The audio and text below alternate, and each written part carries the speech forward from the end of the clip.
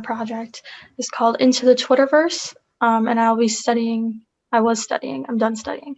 I studied the significance that Twitter has in influencing public political sentiment. Sorry, that was an accident. I decided to do this topic because I'm very interested, as Dr. Weedlocker has pointed out, I'm very interested in journalism. I'm also very interested in politics. And while Twitter is not journalism, hopefully people know that Twitter is not journalism. Journalism is steering in the way of social media and things like that. A lot of people get their news from social media and stuff. So it plays a big role in social media. Politics is becoming a hot topic in social media as well. And because it's becoming such an influence on politics and journalism, I think it's important to know how it affects people and how it changes people's perceptions and opinions on things. So my problem statement is, with the rise of social media as a political discourse platform, we need to understand how it can be used to influence public opinion. I just said that. My research question is, does political Twitter activity influence public sentiment on political matters to a significant degree? Some definitions that are worth mentioning. So mail-in voting, actually, hang on, let me go back. The way that I'm going to be studying this is past tense. The way that I studied this is I looked at President Donald Trump's tweets regarding mail-in voting in the 2020 election, and I wanted to see how that correlates with how people actually ended up voting or how people plan to vote, and to see if there was any correlation in the way that he described mail-in voting and the way that people ultimately made their decision on whether or not they wanted to mail-in vote. So now these are some definitions that are worth mentioning. Mail-in voting is literally any process in which a person votes in a political election by mail. It's a general term. It's not a specific thing. Opinion influencers, particularly on social media, anyone who has a lot of followers that are politically swayed by what they post and often have a high social status either in politics or as a celebrity. There's opinion influencers and other things like makeup and health and whatever, fashion, things like that. But I'm specifically talking about political opinion influencers. Fake news is a widely distributed information that is passed off as accurate and intended to manipulate the audience. Because I was looking at Donald Trump's tweets, this was very relevant. Polarization is a deep wedge between two or more, but in this case, two political parties. This has been a very polarizing time. And because of social media specifically, people have been in somewhat of information silos. They've been getting a lot of the opinions that they already had kind of blown up. So they feel like everything that they're seeing is what they already think, and they assume that that's what everybody thinks because it's so divided and polarized. My literature review was interesting because Twitter is so new.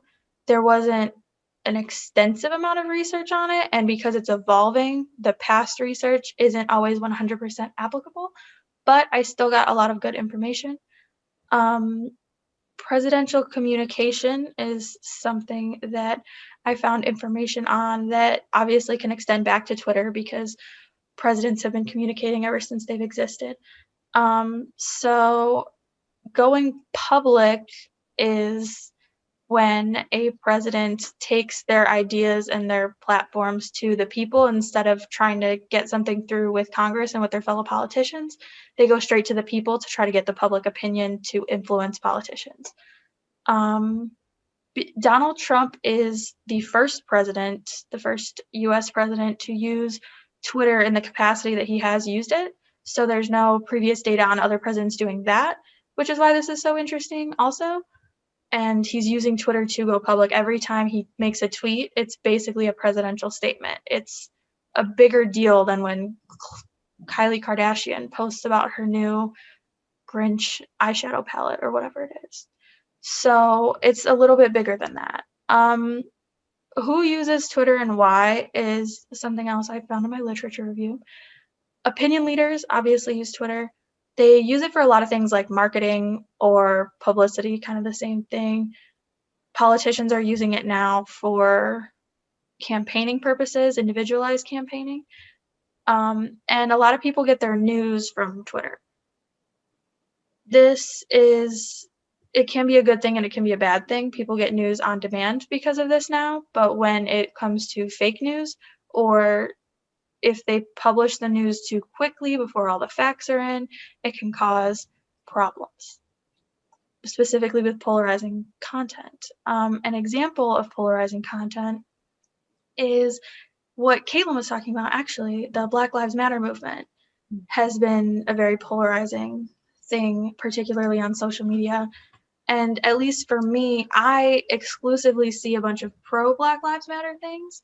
And I know people who see exclusively not pro Black Lives Matter things, like Blue Lives Matter or other campaigns and things like that. So from my view, it seems like everybody agrees with me and all of this stuff is exactly what I think. So I feel like that's how the world should be.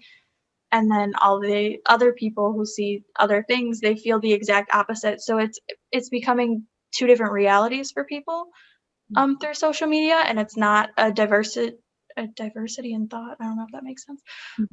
It's not diverse in thought, and that is something that is very important in a healthy democracy, to have a bunch of different ideas. But studies have shown that when there are a bunch of different ideas on somebody's social media feed, they're less likely to engage with it because it's too confusing. It's too, if people see things that conflict with their like previous ideas, they just don't want to engage with it. They shut down. They become politically apathetic, and that is obviously not good for a healthy democracy. Personalized Twitter campaigns, which I already discussed a tad bit, are a huge part of how Twitter is becoming political, especially with Donald Trump, how every time he tweets, it's going public. A lot of congressmen and women are using Twitter as well. A Republican congressman recently tweeted Kyle Rittenhouse for president. Like, that was a very interesting statement that he made politically. And then AOC, love her. Sorry, no opinion. Indifferent. I don't care about her. AOC uses political tweets a lot to engage with her constituents and other people. And she uses her platform to kind of explain things, which I think is it's a very interesting way to specifically engage with constituents and have that transparency that journalism originally was supposed to have. But instead of going through a middleman through journalism, you can go straight to the people through personalized Twitter campaigns. Fake news, like I said, it's anything that is false that people pass on to be true. Fake news is more commonly shared by certain demographics of people. People 65 and older tend to share fake news almost 4 times as likely as people who are under 65. I am assuming it's because they don't have the technological savvy that us young people have. But either way, the targeted demographics for fake news are older people. People who are on the more conservative side of the political spectrum are also more susceptible to sharing fake news. And swing states in elections are more likely to have fake news circulated around them, which I thought was very interesting, because by seeing that, you can see it's intentional. They want whoever's creating it, it's being created to manipulate people specifically, and the way it gets around so quickly is through social media. Social media has been studied as a way to predict elections by studying public sentiment, which is originally what I wanted my study to be about, actually, but then I changed it to being about mail-in voting for reasons. And so the problem with using Twitter as a way to predict how people feel and to have a causation effect there in terms of elections is that the demographics of Twitter are not the demographics of likely voters. And especially with the personalized Twitter campaigns now, there's a lot of people who are voting who were not likely voters previously. And the racial and ethnic demographics of Twitter are not the same as the racial and ethnic demographics of voters, and definitely the age demographics of Twitter are not the same as the age demographics of voters. Twitter, when Donald Trump tweets specifically, there's a lot of TV and news media coverage on it because those are presidential statements that he makes to the public. So even if people don't have a Twitter, they can see those when they read the newspaper, when they watch the news on TV. His tweets get around even when they're not getting around on Twitter. And that has been studied whether or not it reflects what public opinion already is or whether or not it creates public opinion. 10% of Twitter use, no, hang on, let me reword this. 90% of Twitter users retweet things from only 10% of Twitter users. So most of the content on Twitter is created by a select few people, and it's just retweeted and shared. So it's hard to say, I can't say for sure, but it's hard to think that it reflects public opinion when it's not everybody saying the same thing. They're just retweeting what somebody else said. Kind of makes me believe that it's more so creating public opinion, but that's just my thought process. My conceptual framework for my study. So first, I looked at how mail-in voting has been looked at in the past. It hasn't really been looked at that much. It hasn't been this controversial topic that it is now. People just assume that it was safe. There is not a history of mass voter fraud in mail-in voting. So there wasn't really much to go on before that. I tried to find surveys of how people actually felt about mail-in voting or how they predicted they were going to vote through mail-in voting before. I couldn't find it because it wasn't really a topic. People didn't really discuss it. And also now, not just with Donald Trump tweeting about it, with COVID and everything, it's more likely that people are going to mail-in vote. And then the political context of the tweets I was going into a little bit. The election is, in the time of COVID, it was going to be more so about mail-in ballots and things like that. Mail-in ballots, early voting, and such. So it is interesting to see the president discourage mail-in voting. That's really all I have to say about that. It's interesting. So then I looked at his tweets. There were 76 of them. And how his tweets are amplified.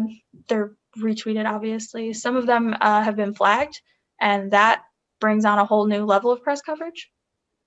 And sorry, all these faces. Okay. And then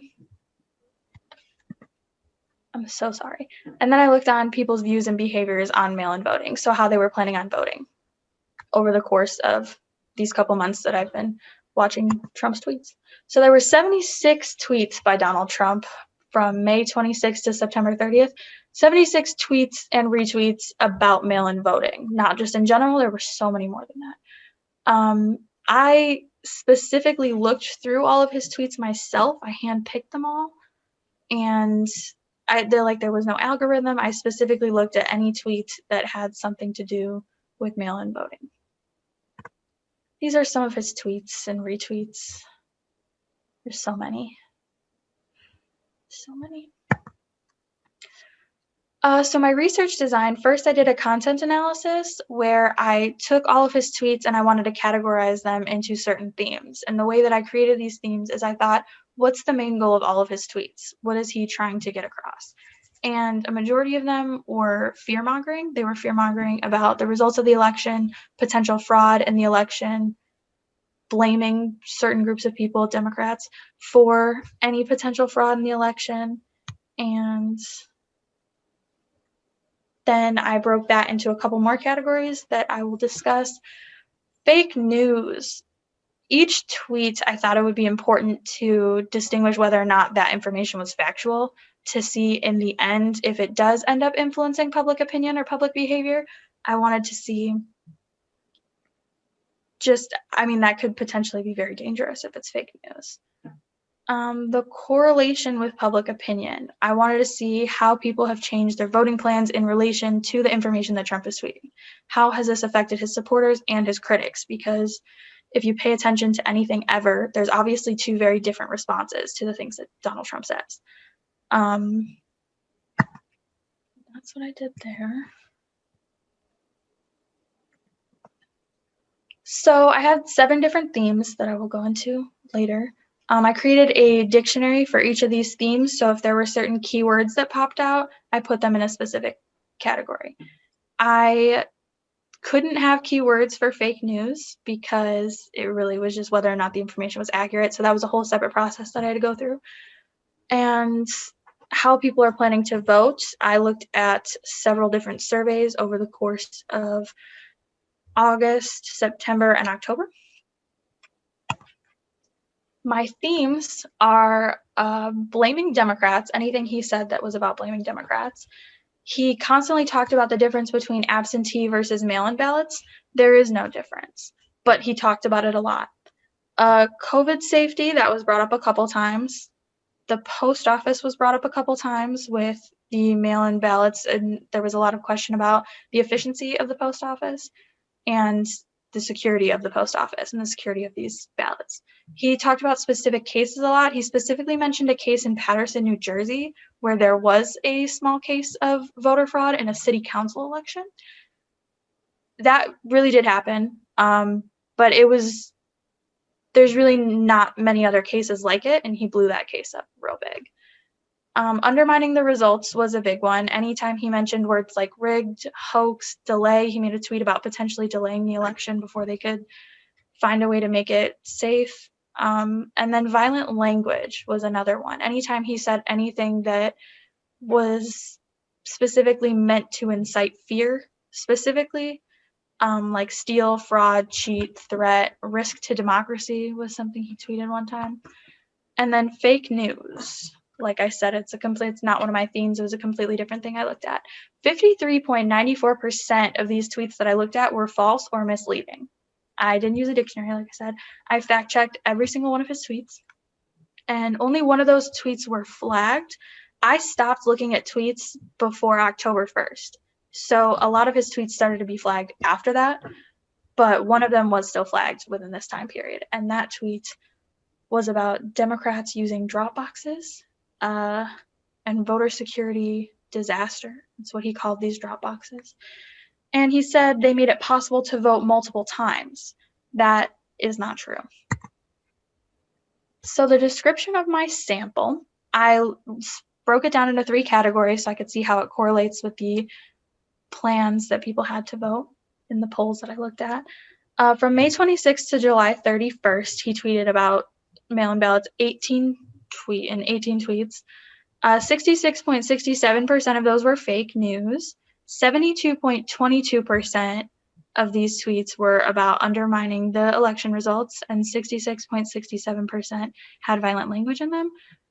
If you're wondering, hey, those don't add up to 100%, that is because every tweet, I put it in any category that it applied to. So it wasn't just one or the other. And a lot of times the tweets talking about undermining the election results also happen to have violent language in them. August 1st to August 31st, he tweeted about it 39 times. That was also around the time when people were talking about the post office and how the post office was in trouble and potential plans to intentionally try to put the post office in trouble and make it less effective because of the election. 48.72% of those tweets were fake. 51.28% were about blaming Democrats. 41.03% were about undermining the results. And 30.77% had violent language. 30.77% were about the post office. This was the only block of time that he actually discussed the post office. And that's important because of the political context behind it. September 1st to September 30th, he tweeted 19 times. 52.63% of those tweets were fake news. 47.37% were undermining the results. 42.11% were violent language. 21.05% were positive about mail-in voting. That was worth noting because that's the only block of time that he made positive tweets about mail-in voting. That was also the closest to the actual election.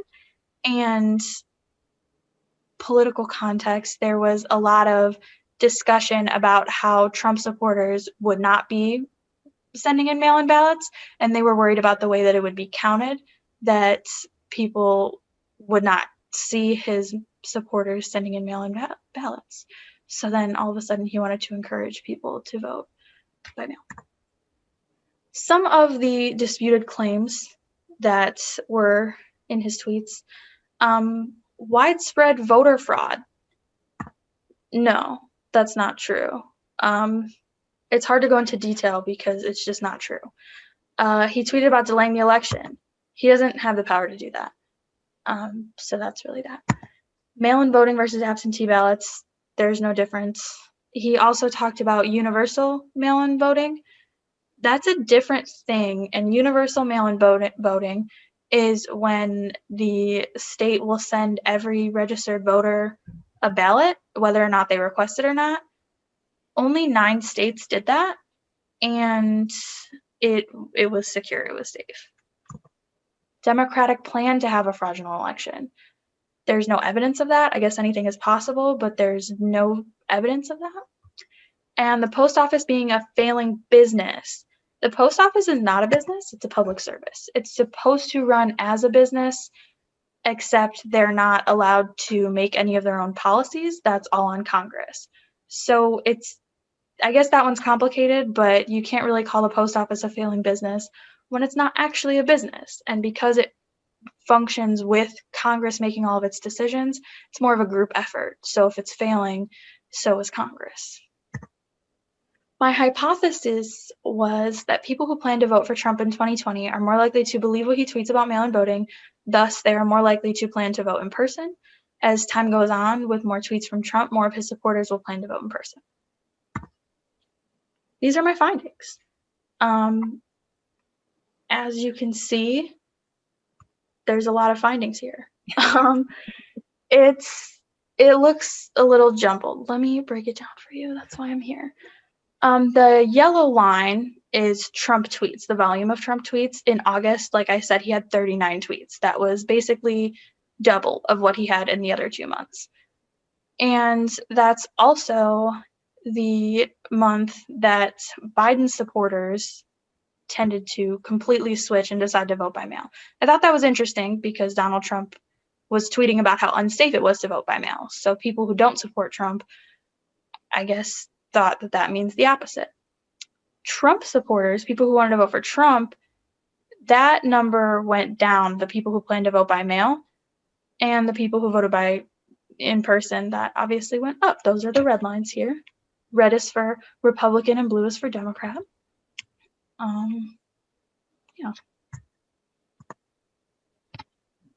It's only one graph.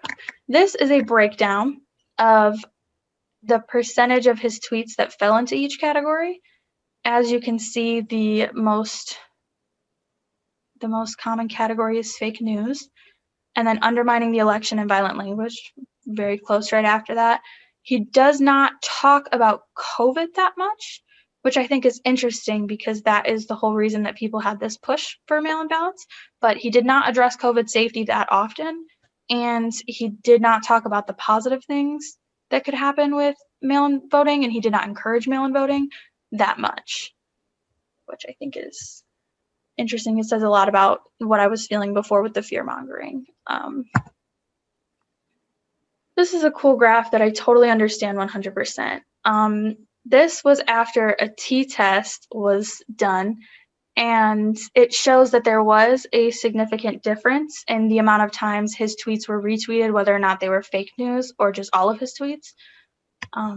As you can see here, this is the average amount of retweets that his fake news tweets got, and this is the average amount that all of his tweets got.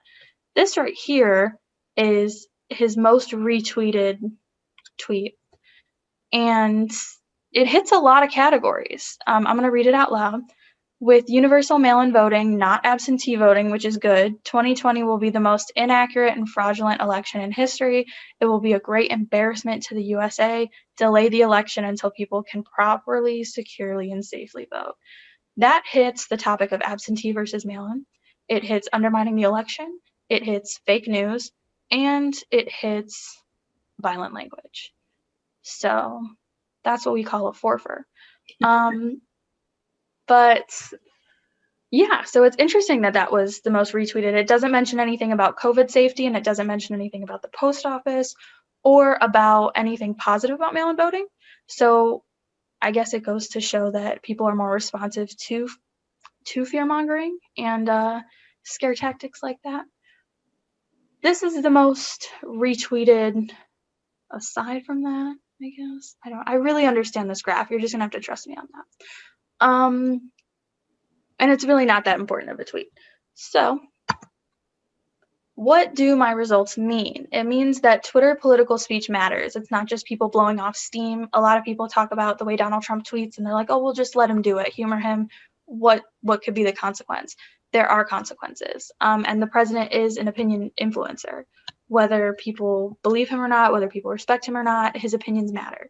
And we even saw that his opinions actually mattered more to Biden supporters because they dramatically changed their plans to vote after his tweets, whereas Republicans didn't change as much. So what now? So we see that Twitter has power. I think the next question is, what can we do with that power? What should we do with that power? Also probably important to talk about.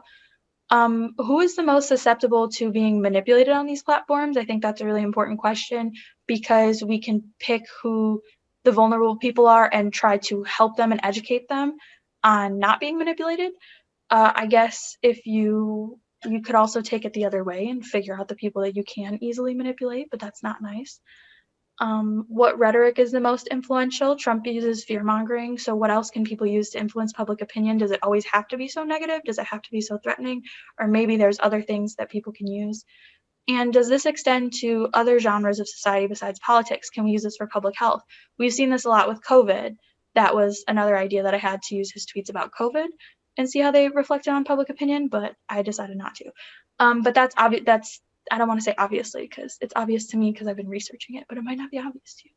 But public health, yes, business, technology, human rights, we've seen that a lot too, and education. How do we minimize or maximize the influence? There's different reasons why we want to minimize or maximize it. There's pros and cons to the level of influence that Twitter is causing. The negatives are that it can be a national security threat. Twitter and other social media platforms were a big use in the Russian interference in the 2016 election, and that is a national security threat. We don't want other countries dictating who will win our elections. It can be used to spread propaganda and brainwashing. That's not good. It's largely unregulated. There's almost no government statutes on regulating social media platforms. The people who decide what happens on those and how they are regulated are the people who own them, and that's about it. And that's a very small percentage of people. And generally, people who own companies like that, their main concern is keeping their company, which means profits. And, that can be a conflict of interest. And obviously, it's polarizing. Again, I have to stop saying obviously. I'm so sorry. It's almost over for you guys. Don't worry.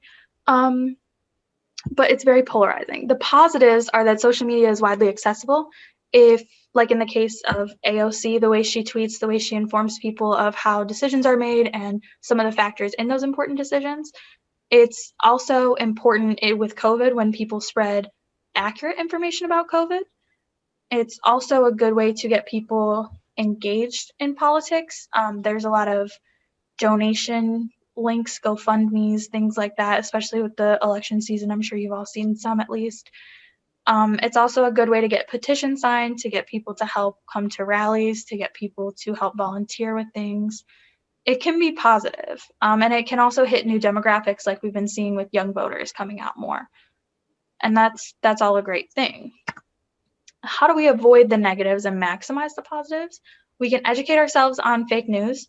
And by we, I mean the people who make these algorithms, because I don't know anything about that. They can make more inclusive algorithms, no more information silos. We need to have more diversity of thought and more regulation on fake news and violent language. The problem with diversity and thought in today's day and age is that you shouldn't have to sacrifice being bullied or whatnot. you shouldn't have to sacrifice being bullied or your personal identity and things like that just to hear other people's opinions. So fake news and violent language should definitely be watched. Any questions?